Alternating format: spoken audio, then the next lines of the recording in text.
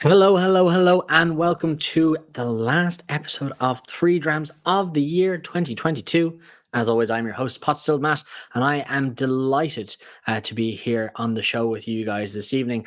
Of course, I join you every month to bring you some of the newest and most interesting Irish whiskies straight to your doorstep, no matter where you are in the world.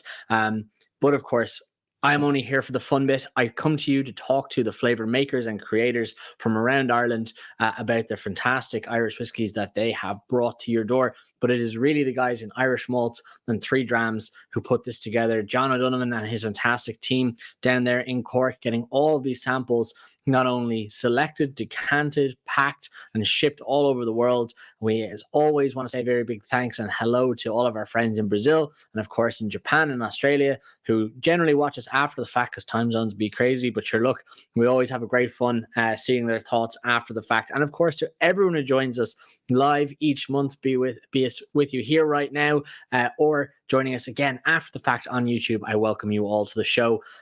As always, do let us know throughout the show where you're joining us from, where you're imbibing along with us. And of course, you are meeting some of the founders and flavor creators of these whiskies. So feel free to take this time to ask them the questions you've always wanted to know, because it is you've got them right in front of you. And we've got the comment section up right here. As you can see by my attire, I wear this Christmas hat once a year. This is now I think was going to be my second Christmas, if not, second Christmas. I'm wearing this hat, and we have three fantastic guests. One who was last on with us last Christmas. So the last time I was wearing this hat was with Mr. Jack O'Shea from Sailor's Home, and of course we have two new people coming on the show this evening. We have Fionn Cox from Element Irish Whiskey, and of course we have Colin Ryan coming from West Cork Distillers.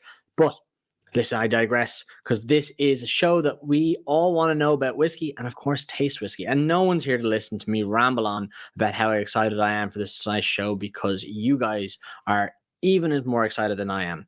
So I do want to say hello to everyone in the comments section already. As always, we do have our section coming in from Germany. So hello to the guys from Germany there, Tina and Gockrell. And of course, we have our friends in Clare and in Galway, and our big cohort down in Schneem as well, the Walking Club, always joining in with us. So before we go any further, I know you all want to get some whiskey in your glass, so let me introduce you to our first guest of the evening. It's a brand new Irish whiskey on the block. This is Element Irish Whiskey. The founder, Fionn Cox, is joining us on the show. An absolutely stunning looking bottle, and we're going to find out all about it. Fionn, welcome to the show. How are you doing? Hello, Matt. Good evening. Hey, and hello to everybody from the various regions around. How are you? Oh, well, I am doing fine. You have a very spiffy looking background there behind you. Obviously, I suppose the brand logo for Element Irish Whiskey. Why don't you give us a quick introduction to who you are and what you're doing with, or I suppose what your relationship with the brand is, and then of course we'll get some whiskey in the glass and we'll learn all about it. Absolutely, yeah. So as you said, my name is Fionn Cox, and I'm the co-founder. Many various different titles, I suppose, is a small kind of brand just starting off. We launched about 2 or 3 weeks ago. Our first product, which is Element Fusion Series or 1.0, and the feedback's been positive so far. So it's going well. And I think what we're hoping to do is do something a little bit different within the industry. Adopt a model of open innovation towards a new product development, which we're kind of working on currently. Okay, well, an exciting approach. So your whiskey this evening is Dram number one here. So I'm going to put a little bit of this in the glass, and of course, I invite anyone else who is imbibing along with us to do so. So you're showing us the bottle there. Why don't you tell us, I suppose, what is Element Irish Whiskey, and I suppose why have you decided to bring it to the market in its lovely package? Let me pull up the brand image there. You can see on the right hand side a very lovely looking bottle, some nice bespoke deboss elements in it there as well. So why don't you give us a little introduction to it there? Absolutely. Yeah, so I suppose myself and my business partner are super passionate about whiskey. I suppose about 3 or 4 years ago, we thought we might actually build a distillery. And we kind of looked into it more on the side first to try and get into kind of the brand space. And what we want to do is do things a little bit different. I think there's so many brands out there kind of doing similar things that we thought we should try and stand outside the box. And so what we hope to do is we said like open innovation. So the idea of that would be that having one small team, one like master blender per se, we look to leverage the power of those levers and use consumer feedback and input in order to like shape the direction of the release and ultimately decide what comes out next. So that's where the kind of idea came from. I think the bottle kind of encapsulates that kind of idea of kind of tech approach. Obviously, we decided not to name it after a place name or kind of family name. And we're kind of giving it the kind of tech X adventure kind of sciencey look and feel. That's where the bottle came from. I see. I've seen some people are getting an echo film when you're speaking. So let me see if we can pull this together a little bit better. So when you're saying kind of a sciencey tech and feel, what I suppose what about the brand is doing that for you? Absolutely. Well, I think at its core, like open innovation is a massive success inside the tech industry, and kind of as stated, it's the idea that the power of the crowd can achieve much more than say a small internal team. And the big picture vision, what I'd love to do would be the idea of having like a QR code where like the consumer could actually scan it and input some feedback into shaping the direction. But ultimately, we kind of need to get going small scale before we can get into the big idea. And what we're currently doing is recruiting those who are interested, bartenders, industry people, but also the general consumers. So if you go onto our website, elementirishwhiskey.com, you'll see we have like a form where you can fill in and you can actually put in your email address and we'll reach out to you perhaps for a chat. But we're also going to do a ballot for our next release where we're going to actually send some unreleased samples out to consumers where they can then, taste, give their feedback, but ultimately actually blend their own spirit. So, play between the different flavors, different spirits. We're going to collect that data and we're going to crunch the numbers, and that will turn that into our next release after that. Okay, it's very interesting. And when you say crunch the numbers, how do you take all that data from all these different, I suppose, palates around the world and drive those new releases? Absolutely. Well, I suppose they'll definitely hopefully not an Excel sheet of doom, but like having some kind of online platform where we can take all this feedback across the various different variables we'll have. So even not to give too much away, because I want to kind of feel a little bit of gamification into when we actually do it. I'm not going to tell you what the spirits are, but the idea of, having a base spirit and then building upon that within certain parameters. And that will allow is, a certain amount of outcomes. And the idea would be that if you can collect a certain amount of touch points of data across, that when you pull that in together, you'll actually be able to get kind of an average between everybody's, obviously kind of subjective different taste panels. And then with that, there won't be, say, someone actually tasting it and saying, right, this is what we're going to do. It will actually be a case of taking all that, and that will actually be like directly what is released based on the kind of the average from all the consumers, industry people on a national level, but also internationally, from countries around the world. Okay, very interesting. So I suppose without any further ado, let me bring myself back up here. Why don't you tell us a little bit about the whiskey we have in the glass here and what is, I suppose, Fusion Series or 1.0? Mm-hmm. A bit of a mouthful. Absolutely. So there's three kind of different categories of the whiskey. This one in particular is the Fusion 1.0, as you said. So this is a blended spirit, and there is 5 spirits in this. 2 are grain and 3 are grain, 2 are grain and 3 are malt. So I think definitely on the nose you're kind of getting some of that kind of toasted oak, vanilla, kind of maybe butter biscuit. I think that's kind of predominantly from the grain piece that is finished in virgin American oak, as well as some of the malt that is finished in virgin American oak.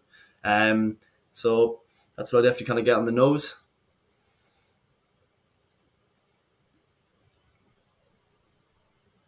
I think you also kind of have some of that kind of like caramelly kind of flavors coming through. Some like kind of citrus fruits. It's definitely how I kind of.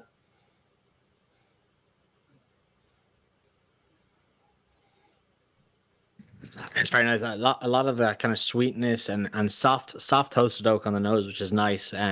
Coming through on this.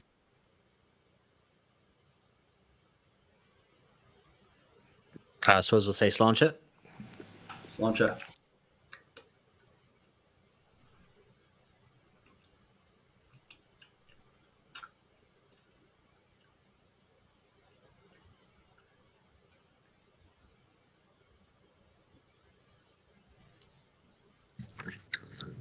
There's a lovely amount of flavor coming out of this. This is absolutely like bursting with flavor, which I'm really enjoying.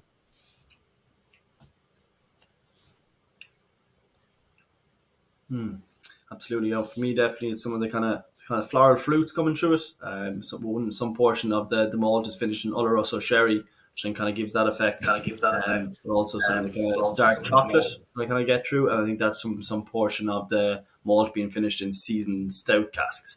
So it kind of gives that kind of complex flavor. Um, So what is the full cask regimen then of all of the component whiskies that went into the blend? Yeah, so there's 4 casks that are used. So you have Oloroso sherry, there is seasoned stout casks, virgin American oak, and then obviously ex first fill ex bourbon barrels. Okay, so a very interesting kind of myriad and conglomeration of casks, which is quite good. There's a lot of flavors pulling through there. And what ABV does this go on the shelf? So it's bottled at 43%. Yeah. And I think, as you said, the range of flavors, I think they kind of tie through to kind of create kind of an accessible and versatile spirit. So, the hope with this is that we don't want to tell people like, hey, this is how you should drink it, or, mix it with this. It's kind of like do as you please. And I think that creates a certain element of kind of accessibility. If you want to drink a neat or on the rocks, or maybe the base for a cocktail, I think it's something that can be a spirit that's quite versatile in that sense. I suppose from your blending point of view, when you're working with these different spirits in finished and matured in different ways, I suppose how difficult was that process of creating that blend, and then also how did you arrive at the 43% number? Yeah, I suppose in regards to actually creation of this blend, it was a case of obviously doing our market research, understanding the trends and the drivers, but also getting out and speaking to the people was probably the most important thing we did. And it was a case of actually going out and interviewing, bartenders, industry people, some other kind of co-founders and people working in the industry gave us insight as to what's kind of happening, what they would like, and based on that, then we came up with what we would like hoping to do. And then we worked with our partner distillery in order to kind of executing on that. And I suppose the 43% came from the idea that, you wanted to keep it a certain strength where the kind of flavors are kept. And that's kind of where we ended up with that. Was there anything, I suppose, unexpected that you discovered from speaking? Obviously, there's a lot of cohorts of people in the industry. Were there any things that kind of came back from that research that maybe you weren't expecting, or anything interesting that you were happy to have asked in the first place?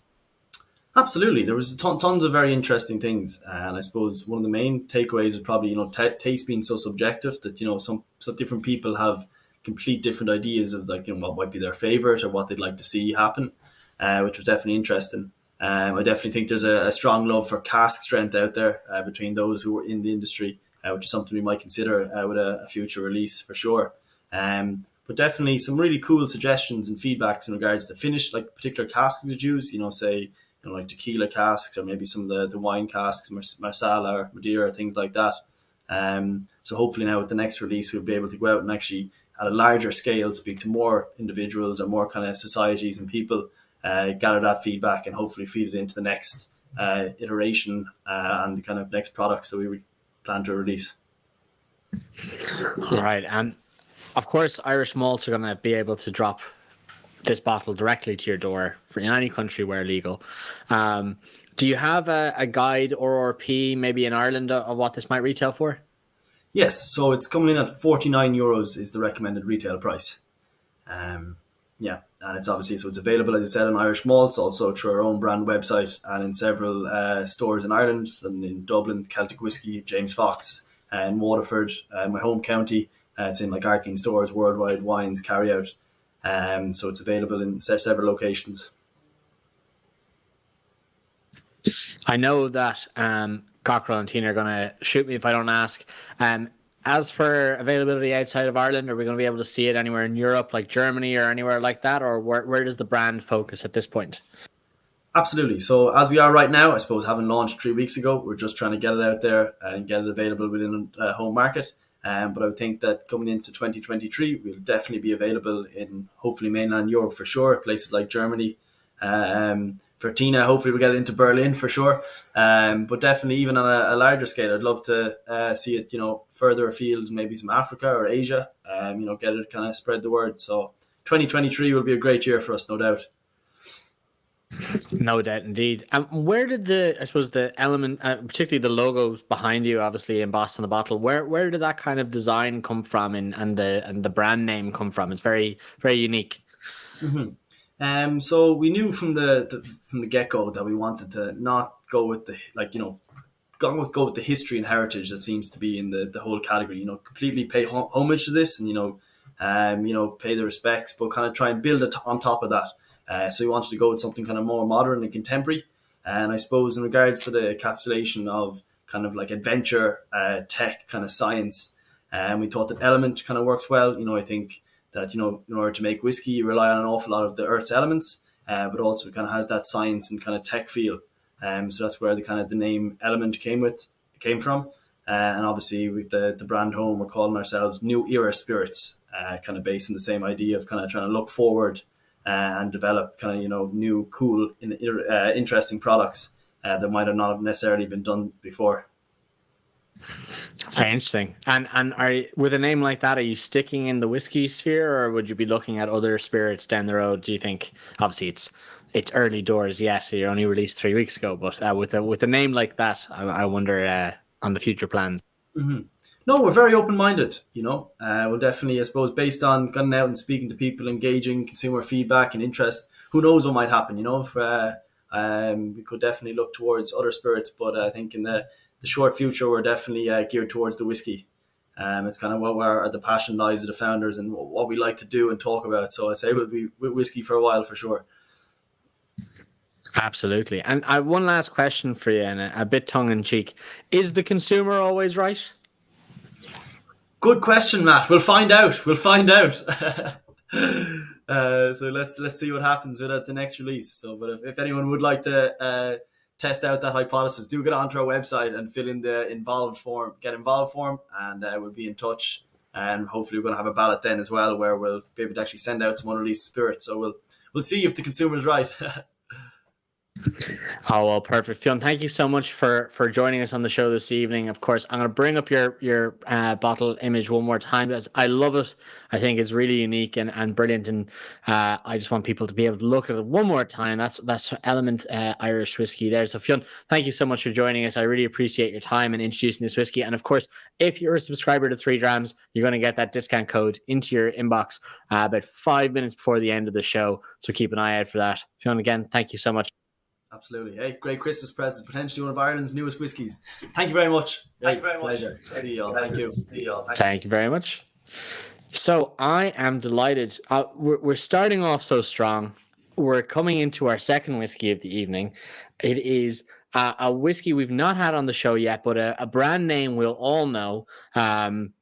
West Cork Distillers, Irish whiskey. This is one of the first, I think, one of 2 whiskies we're seeing an age statement on from West Cork, which makes me even more excited to introduce a brand ambassador, Colin Ryan. Colin, welcome to the show. How are you doing, sir? I'm very well. Thank you. Thanks for having me on. I'm delighted. Everyone in the comments section, I think I fixed the echo bit, but if I haven't, let me know, because you guys are you're the ones listening to us. But Colin, tell me first of all who you are, what you do for West Cork Distillers, because probably everyone in the comment section knows West Cork Distillers, but they might not have met you before. They might not have had the pleasure. So let us know who you are and what you do with West Cork, and then let's jump into some whiskey. Okay, so I am the brand ambassador for West Cork whiskey. I'm a Dublin area, Leinster area sales manager. All right. Well, that's a good as a Dublin man. That is a good area to cover. I think before the show, people wouldn't have seen us in the green room. The everyone kind of talking in between ourselves. I think everyone is based in Dublin, but I think I'm the only one from Dublin on tonight's show. But yeah, I see Tina saying that the echo is back. I did change one thing in between, so I'll change it back now. So what I'm going to do is I'm going to take Dramy Vergor right there. I'm going to pour it into my glass. And I suppose, why don't you tell us what we might be tasting this evening and I suppose the significance of it? So we're tasting this evening our brand new pure pot still.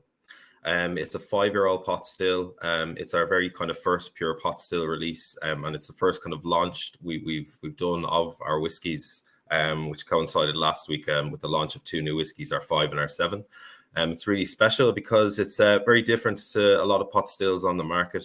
It has a very high malt to unmalted barley ratio, with 66% malted barley to 33% unmalted. So it's finished or matured in ex Jim Beam or Heaven's Hill bourbon casks. It is spry and bright and fresh, and I suppose West Cork is a powerhouse of a distillery. It's probably one of the busiest. It's probably one of the most profitable. Probably one of the most successful, and maybe a little. I suppose unknown. I think a lot of the whiskies would be on shelf, but I don't know if we're shouting about them on the releases, and yet. I've also seen John O'Connell, the owner and founder, is he's a scientist, but he's more than that. He's a mad scientist in his creativity, and I've seen him make whiskey out of 100% unmalted wheat. And I don't know if there's anyone in the world who's done that, bar him. What was, I suppose, the reasoning and the thoughts behind doing such high malt content on the pot still? Is it just for that flavor driver, or how do we end up here? Because it's a serious nose on it. Yeah, it would be for in terms of flavor. I mean, we've had about 13 different expressions of whiskey come out in the last few years, and we really wanted to focus on doing like our purest expression, which would be the pot still. And we would be known for our innovation in the likes of, we kind of fabricate a lot of the stills and stuff like that ourselves. So ideally with this whiskey, it would have been distilled in what we call the rocket, which is purported to be the fastest still in the world. So it actually looks like a rocket. So it reaches 0 to ambient temperature in less than 9 minutes. So we really wanted to use some pot stills. They do obviously with the grain to the grain to malted to unmalted ratio. They kind of use a few other cereals in there, a small percentage. We really wanted to have our all our malt is sourced locally within a 50-mile radius, and we really wanted that to kind of shine through in the blend of malt to unmalted. So you really get those kind of biscuity notes and that kind of those cream soda notes up on top. I mean, it's very, very fresh and spry and like almost underripe fruit skin, like an underripe green apple. It's more than green apple. It's that kind of underripe, slightly. It's not sour, but it's that kind of like sweet shop sour. It's a very pleasant note, but that kind of orchards and citrus, and I'm enjoying sticking my nose into this. And what was the cask regimen you said on this one? It was 5 years in first fill bourbon barrels. So we typically use Jim Beam or Heaven's Hill barrels, as they have about 2 to 3 year old maturation. So it really does have those young casks really have a profound effect on the malt itself. So they really come through with the sweetness and the spiciness, and also that kind of the unmalted barley. It really gives a kind of nice spiciness, synonymous with pot stills to the finish. So you're getting like I get like kind of lots of apricot and mango, kind of dried fruit, and a cream soda vanilla. It's funny because when you say that, I'm not getting apricot, but dried apricot is you're bang on the money there. I like that taste note. I'm gonna say a little slant to you. I'm gonna cheers the camera here to you, and I'm gonna have a little sup. To everyone in the comment section who's tasting along with us, slant to you.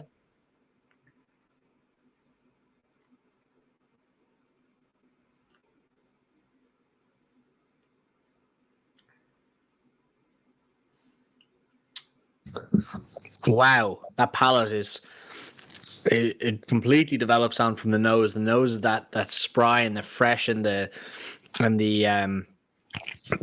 all of those flavors you just described, and then on the palate is that kind of that grain forward, that malt forward, a little bit of that pot still spice in the background. It's certainly I see Alan saying in the comments different from other pot stills. It certainly is. It's very, very unique flavor profile to this. It's very interesting to taste between them. Um, and is this the first age statement of West Cork's own whiskey that's been released? Yeah. Well, we also have a 7-year-old as well that we've just released, a single malt finished in also sherry. But yeah, this would be the first. Typically, our whiskey would be 3 to 4 years. So it's very much developing on my palate, even as it lingers. And this is bottled at 43%. Is that correct? Yeah, 43%. We had kind of trials having it at different percentages, but I think bringing it down to 43 was kind of the best balance flavor. I think we had originally thought maybe 50, but I think that was a bit too much. So I think 43 is the sweet spot. And will this be a core range item, or is this a limited edition for this time of year? It's going to be a core range, yeah. And I it's the Tina Gockrell question. Are we going to see this across Europe? Will we see it in Germany? Where should people be looking? Of course, other than Irish malts, get it delivered straight to your home with Irish malts. Outside of Irish malts, that's like you could Germany, Eastern Europe. It's available at the moment, and then we'll be hitting the States now in the next 2 months. So we already distribute to about 70 countries. So in the next few weeks to months, it'll be broadly available. Yeah, I mean, for me, it's funny because I was actually walking down the street in kind of the back streets of Kyoto in Japan before COVID, and I popped my head into this like corner store, and the corner store sold kind of everything, your bits, your ramen, your milk, your sesame oil, whatever it might be, and then there was about 15 West Cork Distillers bottles on behind the counter. So it's certainly everywhere, indeed. And if people are in Dublin and looking to head out to the Vintners or in the Leinster area, do we find West Cork in many bars, or are we looking mainly in the off trade? We're in a good few bars now in the Dublin city centre. We're in off trade. We're all on the likes of carry out off licenses. We're in O'Brien's and the likes of the Celtic Whiskey Shop, and obviously online on our website. And online through Irish Malts. Yeah. Perfect. So, and I suppose is this a part? Is the West Cork range changing towards these age statements, or is this just another feather in the cap? I know you mentioned there's a lot of expressions currently in the range. Will we be seeing kind of a reshuffle or a reintroduction, or is this just going to be another cherry on the top? I'd say this is going to be another cherry on the top. I mean, we've with the release of the 5 and then the 7, and then over time we'll have a few more expressions available. But just for the moment, these two are, we're going to do with these two. But yeah. And I suppose when you're, on the streets and in whiskey tastings like this, I suppose what is the consumer reaction to this pot still? Because obviously it's a very, very big flavorsome pot still, very unique palate. How are people in your world engaging with this? And I suppose compared to malt, everyone knows malt. How are people engaging with pot still? So far, it's been overwhelmingly positive.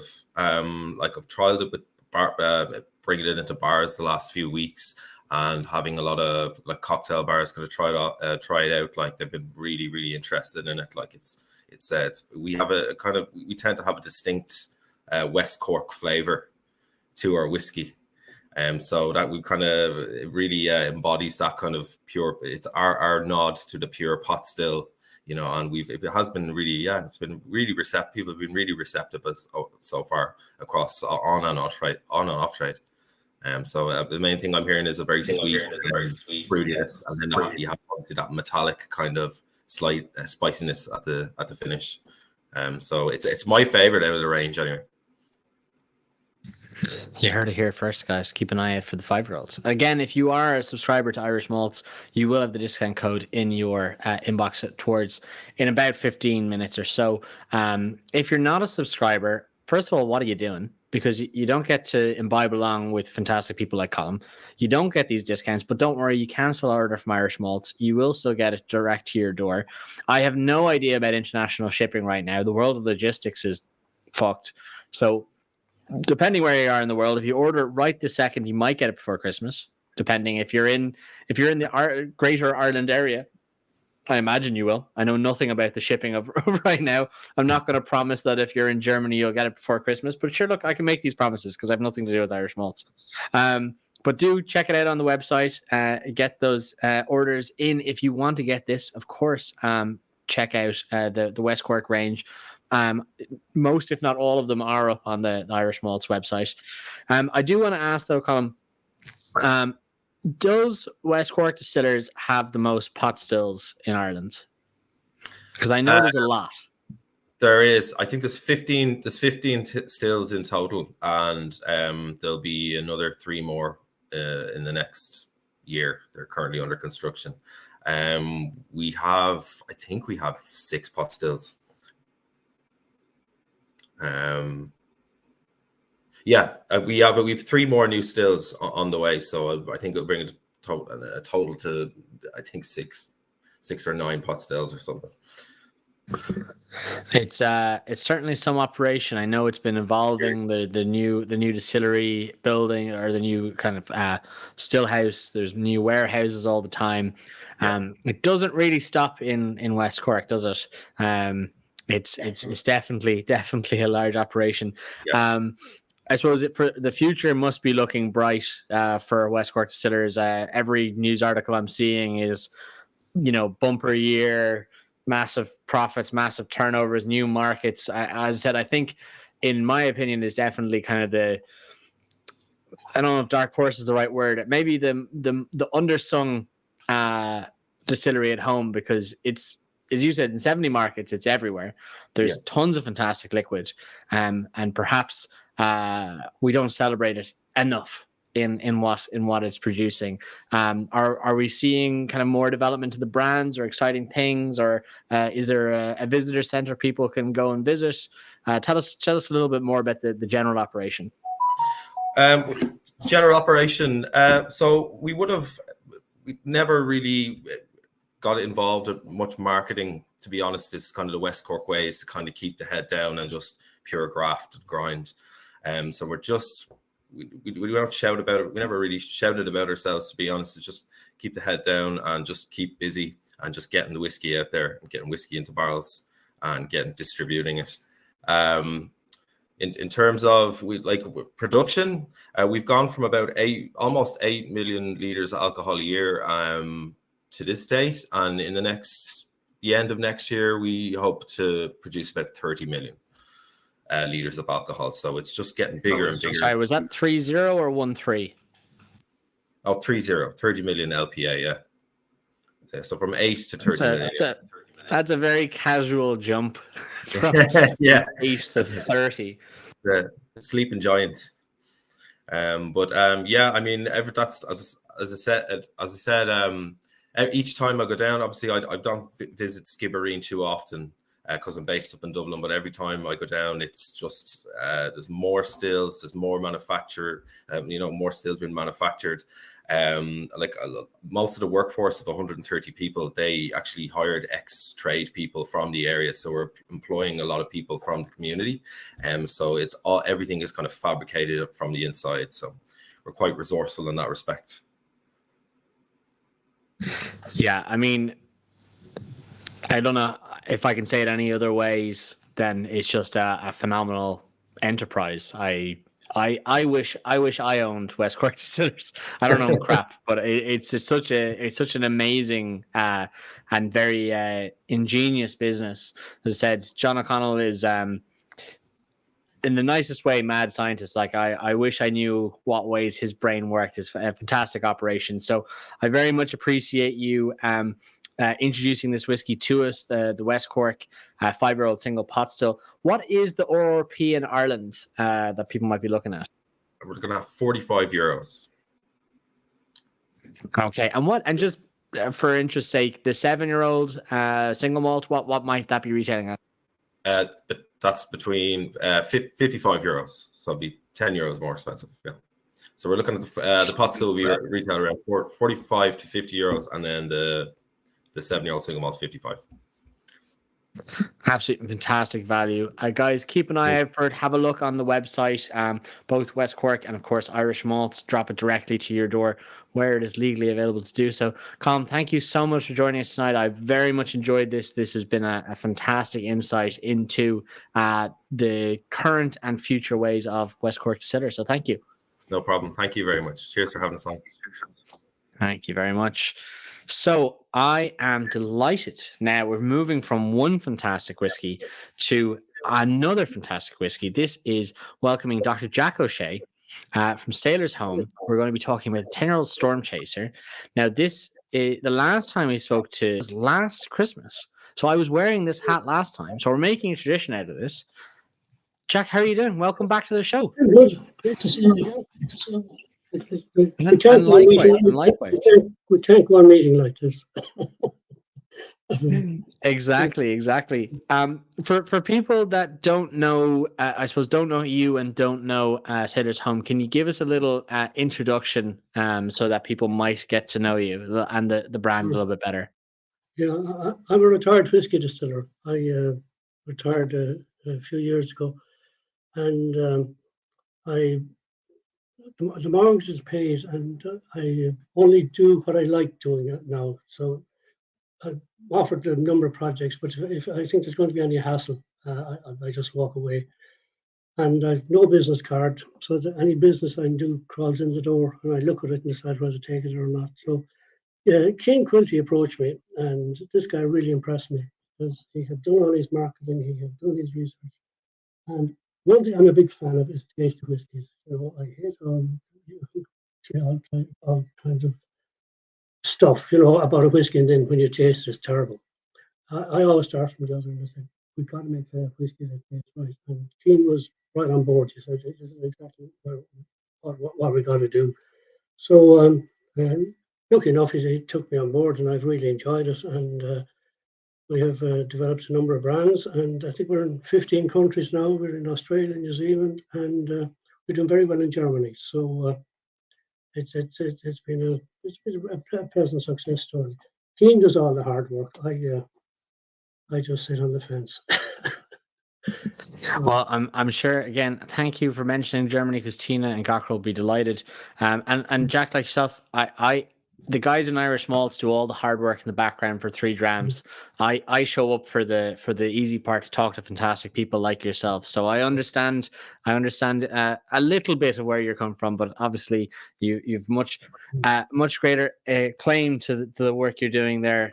So for people that don't know, right now, what does the Sailor's Home brand look like right now in terms of expressions? And then can you give us a little insight into what we're going to taste in dram number 3? Okay, this is the Stormchaser. This is about our 5th or 6th expression now. We've had quite a number of rum. I think we're about 3 rum expressions. We had a pot still, and this one now is kind of slightly different. This is a pretty unique whiskey. It's 100% malt. There's no grain added to this. It hasn't been diluted or anything. And it's 46%, which is, I think when it comes to taste, I'd advise you to bring a little water. Once you keep your alcohol level over 43%, you don't need to chill filter, and we don't add colour either. So it's a pretty natural natural product. Now, there's 4 ingredients in this.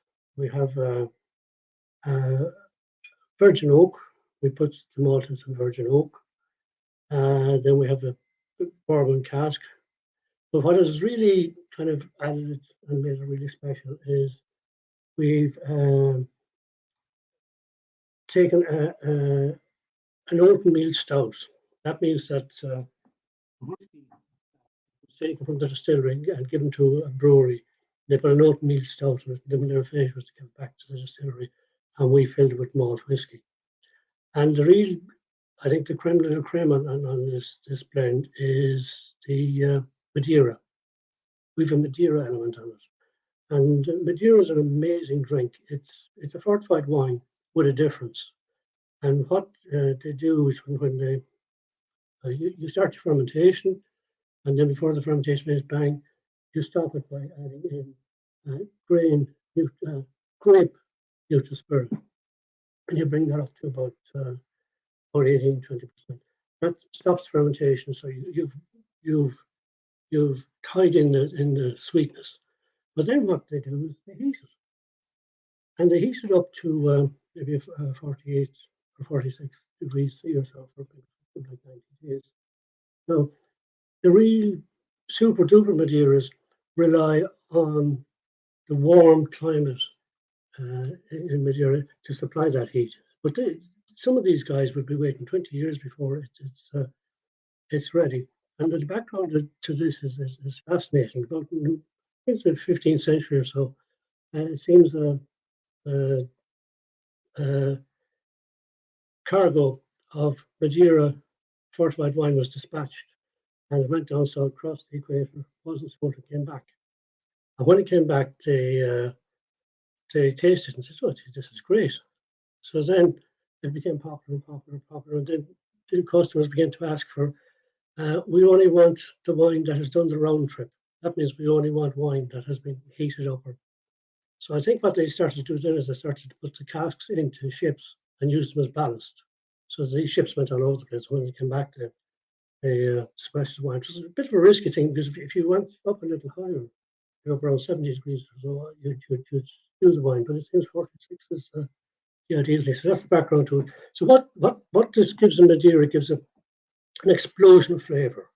And I think by adding this to the whiskey, well, I'm terrible for talking. So put a dram in your glass and have a whiff.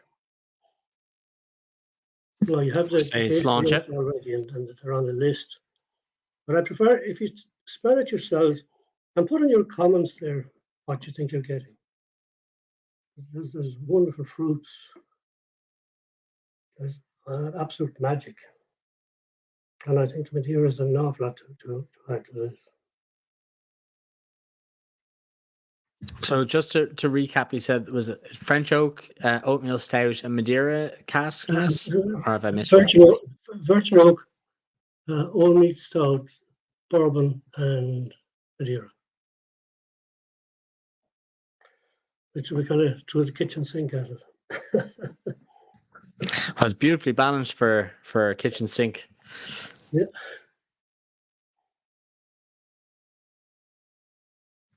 I'm going to say sláinte, and I'm going to take a little sip. Sláinte. I'd advise to put a little drop of water. I think it opens it up as well.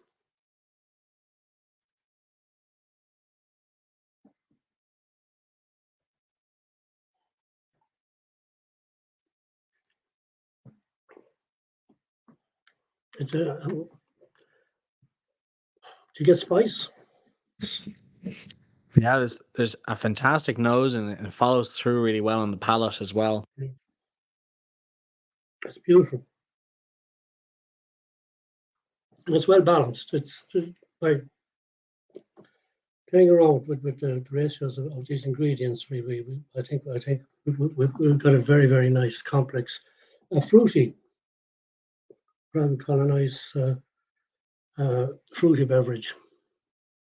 And you have chocolate coming through there as well.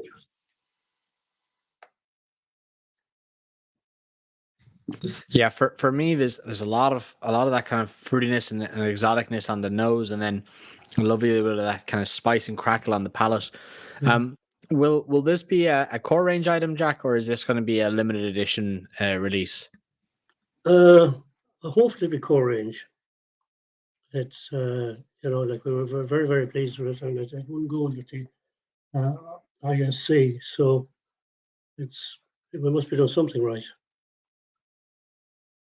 And I would hope it would, because we have the stocks, and I'd like to see it become part of the core range.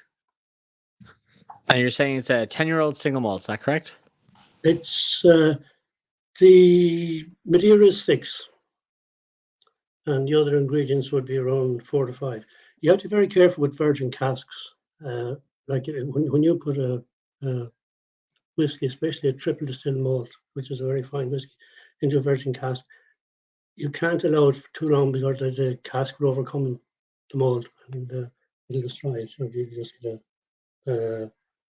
just get an oaky flavour. So it's 4 to 5 the other ingredients, and 6 for the Madeira. Okay, very interesting. And I suppose what was the process of creating this product? Is you just find casks that you really wanted to kind of bring out, or what? Why create Stormchaser? What was the impetus for that? Well, we've been working a while now with virgin casks, and we've kind of, I think we've learned quite a lot. And then I've always been fascinated by Madeira. So Cian contacted Enriquez in Madeira, and he actually purchased the Madeira casks. And like when you look at Madeira and look what I think, Madeira goes beyond sherry or goes beyond port. It's because of this heating element and various other things. I think it's unique, and quite a number of distillers are using Madeira finish. So it's as we go along, we learn more, we try more, and I guess with this we just decided, okay, we want something really with a unique taste and a unique flavour. And another thing about it is it's got a lovely mouthfeel. I think that's the creaminess of the stout coming through.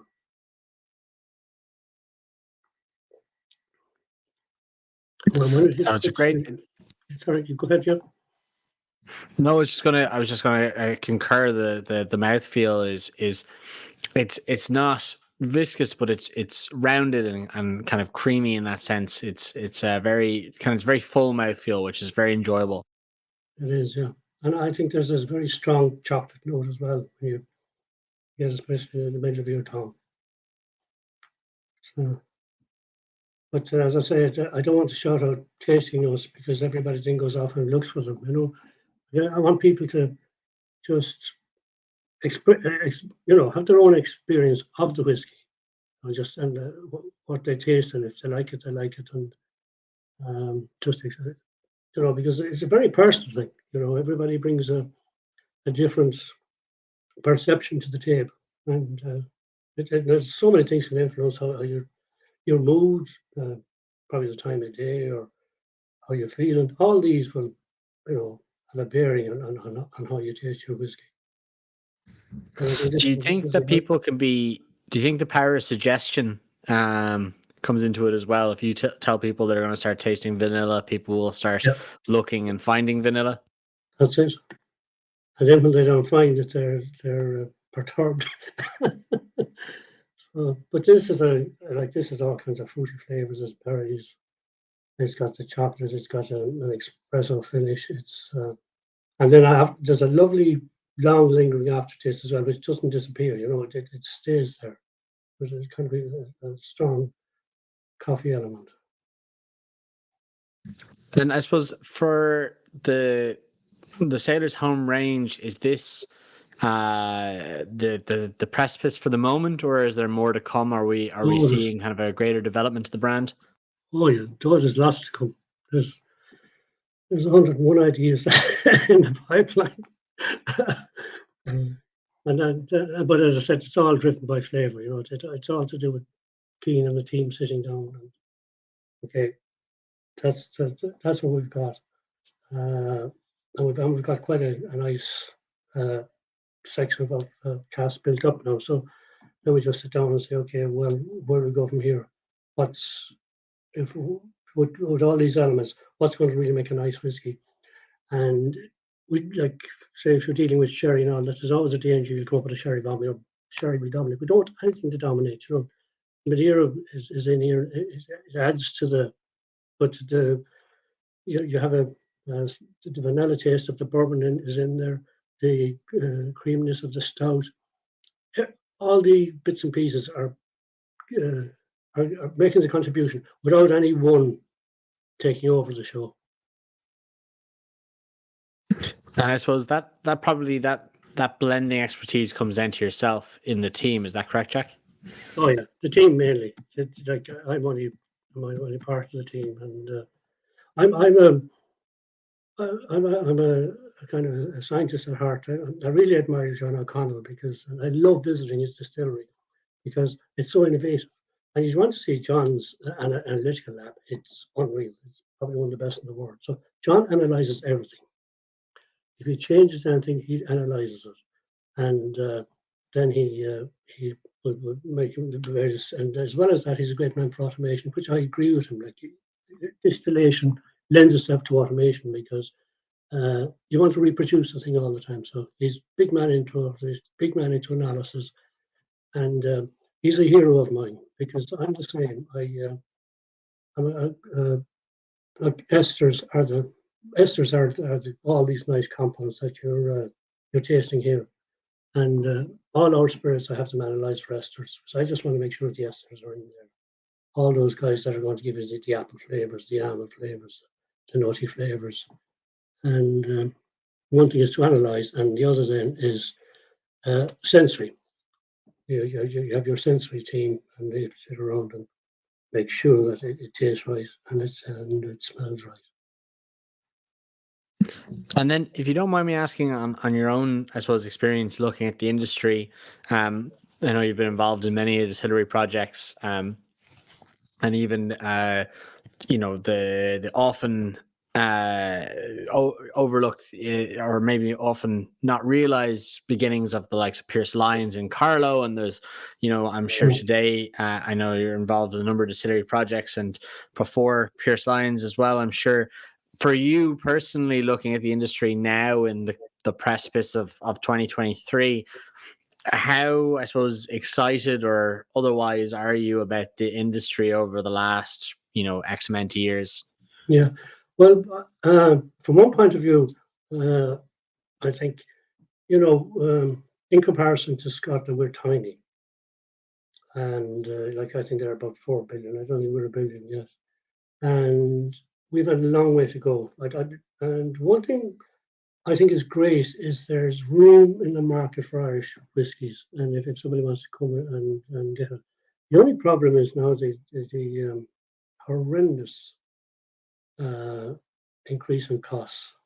Malt has gone up, energy has gone up, and that's going to be a big challenge. I'm involved with a distillery down in Galway, in Ahascra, and they're going to be carbon neutral and energy sufficient. And that's the way to go. And I think provided distilleries, they have to look at the whole energy process. Another thing that disappoints me about Ireland is the distilleries are small. You have, say, West Cork, which is a fantastic big distillery, one of the biggest. You have about half a dozen big guys. We've about 45 in total, but there's a big chunk of them are small. It's and like if we keep building small distilleries, we won't catch Scotland, because if you go to Islay, you have, I think, 9 distilleries in Ireland now, and they're all huge. So I think we need to probably build bigger distilleries. But like the Irish product and the Irish whiskies are second to none, and we can hold our own with anybody in the world. And there is a market out there. Pernod Ricard have proven that. So we're basically, as well as a rising tide lifts all ships. So I'm very, very hopeful for the future, and people who want to get into the business, I think should get into the business. But I think there's going to have to rethink of costing and how all this is going to pan out over the next while, I don't know. Well, Jack, thank you so much for your insight there. I'm going to pull up a picture of Sailor's Home again. I just want to showcase the whiskies that we have on this evening. Thank you very much for your insight. Thank you very much for showcasing this whiskey. And then, of course, to Fionn Cox and Colin Ryan, and to everyone who is watching at home, and to the guys in Irish Malts. Thank you very much. Remember to check in your email inbox. About 3 minutes ago or 2 minutes ago, you should have got an email giving you a discount to all the whiskeys you've tasted this month. If Jack hasn't convinced you, I don't know who will, because this whiskey is absolutely fantastic. Dr. Jack O'Shea, thank you so much for joining us. I really appreciate your time. Delighted as always. Happy Christmas. Happy Christmas, guys, and we'll see you in January for the next one. Yeah.